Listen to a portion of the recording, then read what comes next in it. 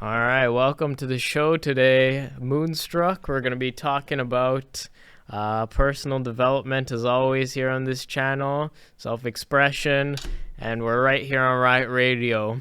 So today we're going to be talking about an interesting concept of the veil, and especially in relation to Halloween, since it is the season, we are going to talk about some stuff relative to it.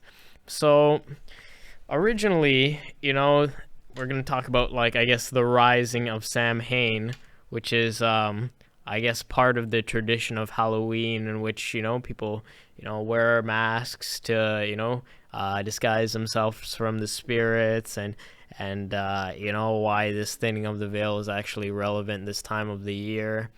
So we're going to talk about this a bit more of a philosophical perspective today and a bit more mystical and historical perspective, where we just kind of dive in deep to, why these things might be relevant to our consciousness and the way we perceive the world. Even subtle things like tradition or, why we celebrate these holidays. Because obviously these things are very deeply ingrained into our psyche of, oh yeah, October, we know it's Halloween, we see spooky stuff all over the place. So even if we don't consciously realize it, it affects us on a deeper psychological level. And typically these aspects really tie into the concepts of transformation, rebirth, and death, which is a natural part of life. And usually we talk about on this channel the necessity rather for equilibrium, in which we talk about the importance of life and death, and how you cannot have one without the other. And when you have both of those together, early incorporates into that process of transformation. So we'll talk about maybe we'll start off, I guess, with. Let's start off with maybe why did they disguise where is this disguise of from the spirits coming from, and why do we dress up? Why is this relevant? Or why do we feel like wearing goofy costumes is something relative to our tradition? And typically it is to disguise themselves from the spirits that are said to appear through the veil when it's in this transition period of being very thin on the time of Samhain, which actually takes place from October 31st to November 1st, which is a very thin timeline, but it's a short window in which the spirit world and the physical realm are actually come very close to each other. And, in more ancient times, this was seen as a period where people could interact with the spirits, interact with ancestors, interact with entities, interact with higher beings, and really gain deeper wisdom from having a connection with spirituality and mysticism and the time of harvest. So, and as we see also outside, if we look around, it's not just a philosophical aspect of transformation, but we could also see it taking place in physicality, in which the trees lose their leaves and they change color, kind of representing that process of transformation again. So when we talk about all these deep things about, spirits and mysticism, and how this really ties into how it affects our consciousness, we're talking about a lot of concepts that maybe sometimes you can't always visualize or put your finger on, but sometimes nature has a way of I guess displaying it to us in a very subtle and yet in its own way sophisticated way, where we can see obviously the trees lose their leaves, change color, and kind of go through this process in which eventually they lose them completely, and the cycle repeats as spring comes, and the trees start to blossom again, and things restore to life almost. So when we talk about where and when this is really affecting us, it's predominantly on Halloween night where this veil is really thin between the worlds, and the presence of the spooky nature is about, and the energy of Samhain is really present during this period. And what is in relation to this period where the veil is thinning, as we call it, what is coming closer to us, is the question.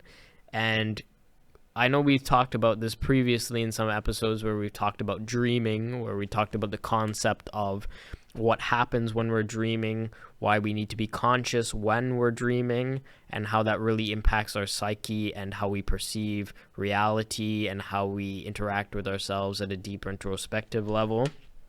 And we go back to this concept that Rudolf Steiner talked about a lot, and you could read his works. I encourage you to actually read it. It's actually pretty interesting.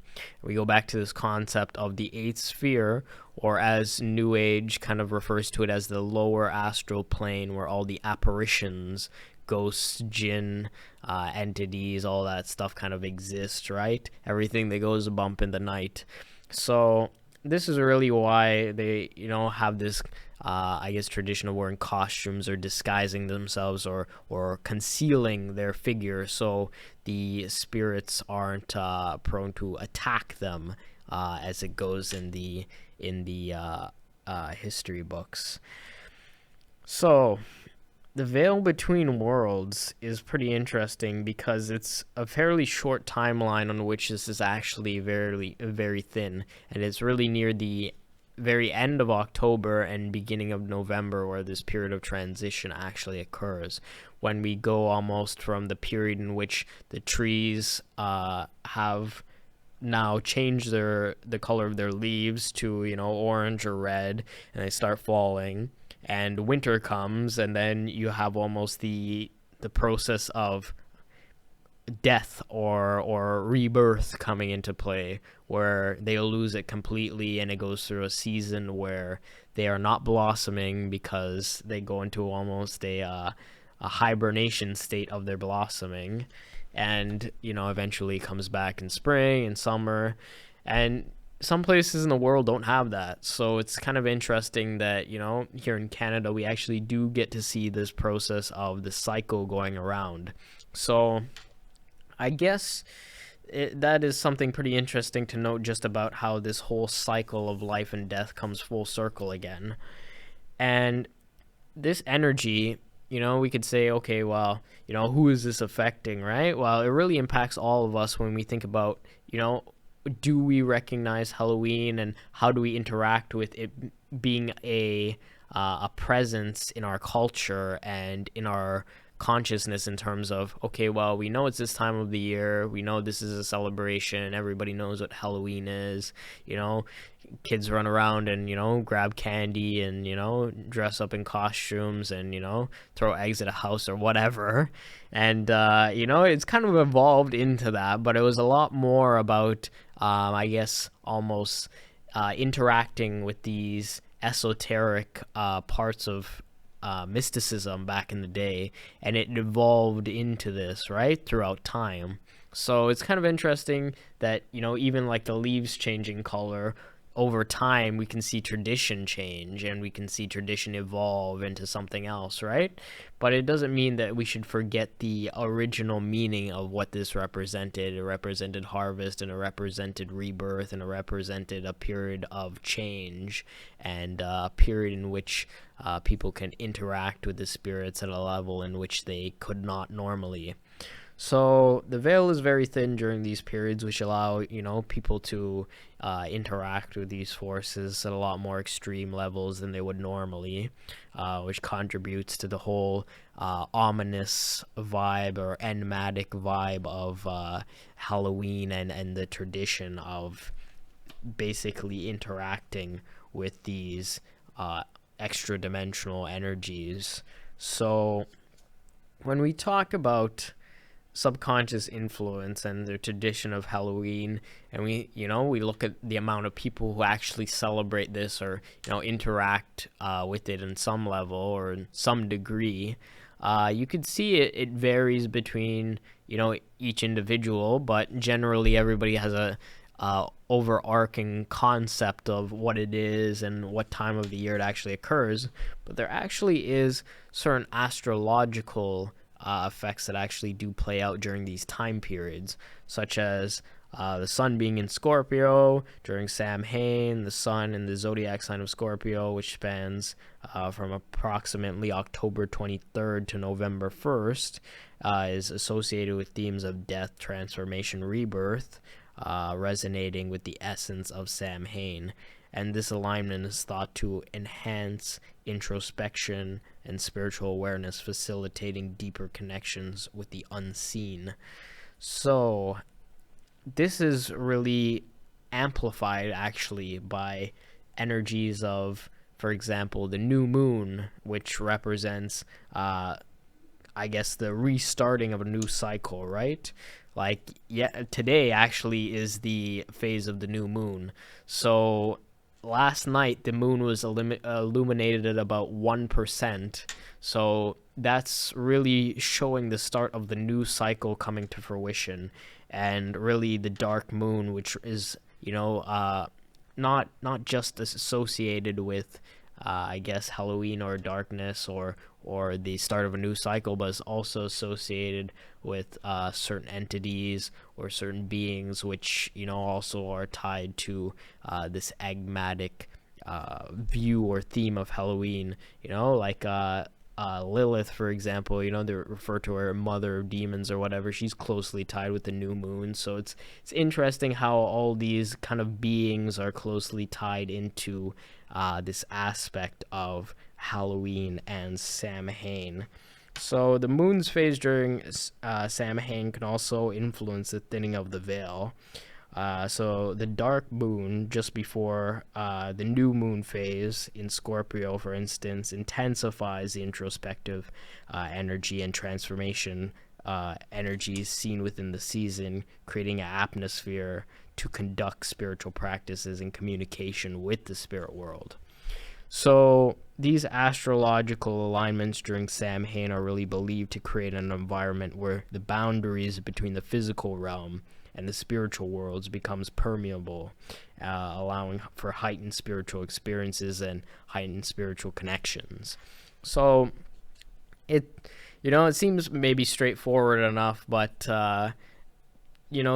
for someone who really wants to take it to that next level, who's, really about introspection all times of the year, this is really a zenith point at which you can kind of self-reflect and do some inner transformation at a deeper level and kind of see, okay, well, if I want to reflect on things going on in the year or things that I want to change, I can do that by looking at these different aspects of myself through this kind of aspect of transformation or rebirth, right? So, I mean, it seems pretty straightforward enough, but there is a lot to it than that. But a lot of it is really personal, and how you kind of relate it back to your own experience, because nobody is going to say like, not everybody's going to say the same thing where like, okay, well, let's dance under the dark moon and, sing songs and appraise the spirits and gods, right? But like, I mean, sure, do it if you want to, not like, but I like everybody has their own way of kind of doing that inner self-reflection, right? So whether it's even like, doing some meditation, silent reflection, maybe even like meditating on a flame or a candle, something very quiet and mind stilling is very helpful to sharpen concentration and kind of connect with deeper aspects of yourself. But I mean, it's interesting because I feel like the tradition has kind of changed throughout the years, and maybe fun has, I don't want to overemphasize this, but maybe it has poisoned a little bit or diluted rather the meaning of the tradition in the spiritual or esoteric sense, where it was initially about a process of transformation or growth or connecting with a deeper aspect of the self or the past, and now it's more about eating candy and, getting drunk at parties. So I think that, maybe we still have some stuff to learn from history in terms of what we can kind of gather to ourselves, with the insight from the past, right? So there's always stuff history can teach us, and it's just, are we open to it, and are we open to self-improvement and evolving ourselves to go to that next level? And I think if we are, we can kind of really take advantage of these certain periods over the year, in which these astrological spheres are in a certain alignment, and whether that has really any influence or not on a physical basis, I don't think really has that deep a meaning, as rather it's your conscious intention, right? It's always, when we talk about this show and a lot of the stuff we talk about on this show, sometimes it gets very philosophical and very esoteric, but it all comes back to perception. And can you frame things in your mind and make your mind malleable enough to say that, okay, well, if I believe this works, it's the belief that creates the change. It's not simply like, for example, like the leaves changing color is gonna automatically, make everything all hunky-dory, and I don't gotta do any internal reflection, right? But if I believe in that idea, if I believe in the idea of transformation, if I believe that there is a process going on that I could be conscious of and direct energy towards, and, focus my intention towards some aspect of evolving or introspection or transformation, that it can do something in the grand scheme. So I think that really, comes for full circle with the rest of things in life, right? When we talk about gym, if you're there in the gym and you're banging out the sets and banging out the reps, and maybe have a ton of weight on there that you don't actually need, and you're not feeling the muscle contraction, you're not doing the exercise properly, then are you really getting something out of it? And maybe your mind's elsewhere. But if you're feeling every muscle contraction and you're really focusing on getting the most out of that exercise as you do it, and maybe you're focusing on a goal you want to do as you contract your muscle and as you're exercising, and you can visualize that thing in your mind clearly, then it really changes the dynamic of how intensely that exercise is affecting you, right? So even like push-ups, for example, like I'll relate this to an experience I had with push-ups actually, which was, I actually read a post recently, maybe it wasn't so recently, it was about a month ago now actually, but like push-ups are something I could do fairly easily. If I do say so myself, I could bang out like 75 at a time.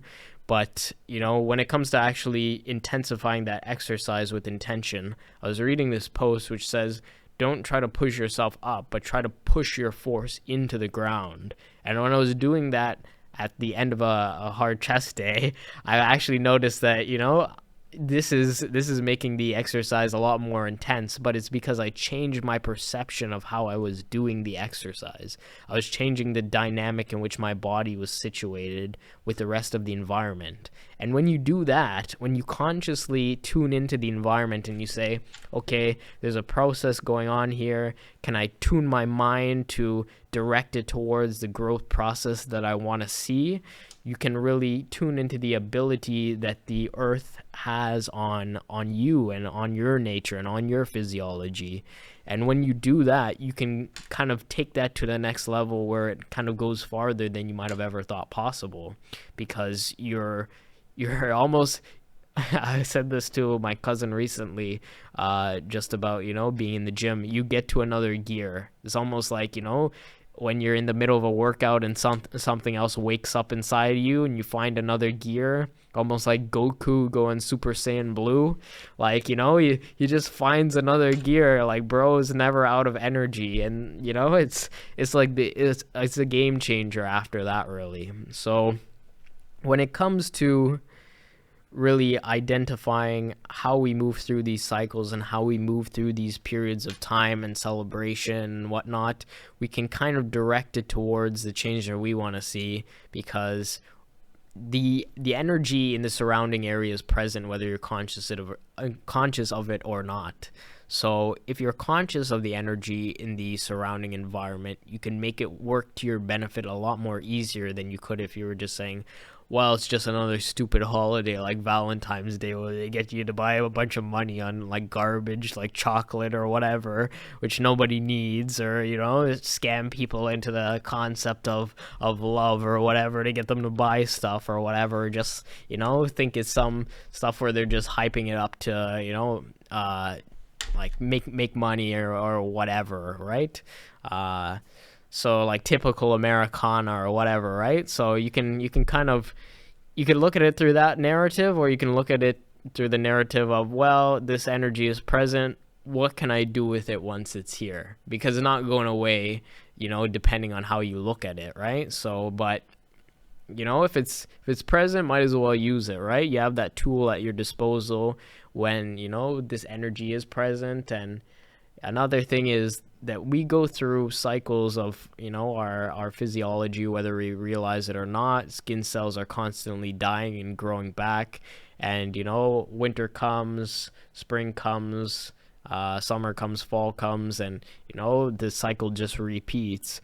But I think another thing interesting to note was what I was pondering a couple weeks ago, which is that when you are in those transition periods, for example, when you see it getting colder outside and you're thinking, oh damn, like I might need to bundle up soon, or I might need to put on a thicker jacket, or it's gonna be cold, or I'm at least expecting it to be cold when I go outside because I know the temperature is changing. And maybe last week I was able to walk around with a t-shirt, and now I have to walk around with a jacket.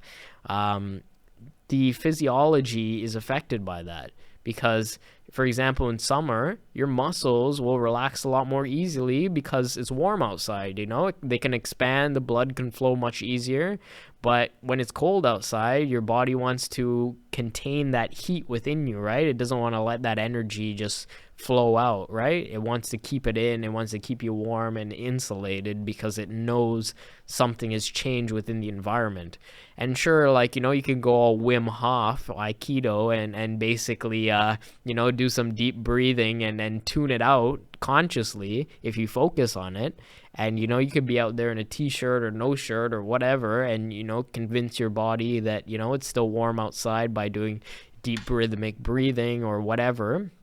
But the point still remains that you have to first be conscious of the change in the environment before you can affect any change in the environment or affect the environment that is going on within your own body, because your body is constantly affecting the environment as much as your environment is affecting the body. So it really comes down to, can I put my conscious intention and will behind something that is going to genuinely benefit the change that I want to see? And once you realize that that is possible, you have the ability to kind of influence not just your own mind, but really how life turns out around you, right?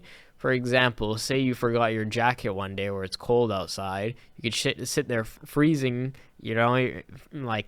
shivering away like, I don't even know, like Bambi, I guess, and like, essentially you could sit there and suffer, or you can turn it into a way where you say, okay, well, this is an opportunity for maybe me to build some mental fortitude here and see if I can do some deep breathing within myself and generate some heat, or tune it out, or see whether I can, even just as a playful exercise, do something to affect my body's environment, right? And see whether that can alter the circumstance that I'm having, right?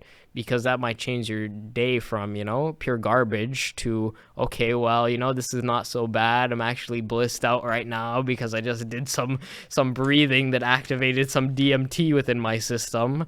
So, then, you're all blissed out by the time you get to school or whatever. But, it's probably much better than, shivering your ass off, instead. So I would say that take advantage of the tools at your disposal and realize that when these energies are present, there's always something you can do to utilize them to your advantage. And I think that goes for the rest of life. And I know we gotten a bit distant from the topic of Halloween, but I really wanted to use that as a comparison to show, or rather an analogy to show that there are other things or other, I guess, seasons or parts of change or factors of change out there in which we go through cycles, and you can alter how those cycles affect you and how they benefit you by changing your perception around them, right? So maybe I won't go on too long today. I did want to cover kind of just the concepts of, transformation and, your perception, and kind of incorporating some of the history around their belief system, around kind of interacting with spirits and interacting with deeper layers of the psyche that are normally shielded from view. And, in between these waning periods of, I guess, where summer is gone and fall is coming and now winter is coming, or a process where you have no leaves on the tree. When you're in that in-between process, you can kind of see the aspects of change that are affecting things. So, and the simple things like trees normally having green leaves, but then as the season changes, they change to yellow and red. Like, why is that? And I think that there's almost a symbolic nature of the equilibrium changing. If everything is supposed to be green and now it's a different color, such as orange or red or yellow, what is that symbolizing? It's symbolizing that energy is changing. It's symbolizing that energy is transforming and going through some kind of alchemical process, and I don't think we credit trees enough with how much they know, because they're talking under the ground with mycelium, so they know a whole lot more than we think they do. And they've been doing the same thing for thousands and thousands of years, and oftentimes, as I said this on the podcast with Lon Appleby before, we come along and think we could do it better, but oftentimes nature always knows what it's doing, and we have to sometimes accept that, we are still learning, and we still have a lot to learn about the process of change and cycles and the process of life in general. And once we figure that out, we're well on our way to taking it off in the cosmos. So I think that maybe we'll wrap it up there for today, because I didn't want to make this too long. I think around 27 minutes, 30 minutes is a good stopping point. So I think we'll sum it up, because we've covered a lot so far. We covered kind of the subconscious influence of Halloween. We covered the tradition of Samhain, and how Halloween kind of originated. We covered how that energy kind of impacts everybody who believes or practices or even witnesses the celebration. We've covered the veil and the lower astral plane and some of the beings that reside in there and influence our consciousness, and why we dress up and shield ourselves from these energies. And we've talked about quite a bit. We've talked about just the whole timeline here, really. And I think that transformation and growth is really a nice spin-off topic that we can go into with this whole concept of everything changing color and everything transforming as we move into different seasons and cycles of life. So we'll finish it up. And, this has been Moonstruck right here on Riot Radio. As always, I'm your host, Ryan. You could follow me on Instagram at top_sorcerer. And I always forget this, but remember to like, subscribe. Thanks for watching, and I hope you learned something here. And we'll see you next week.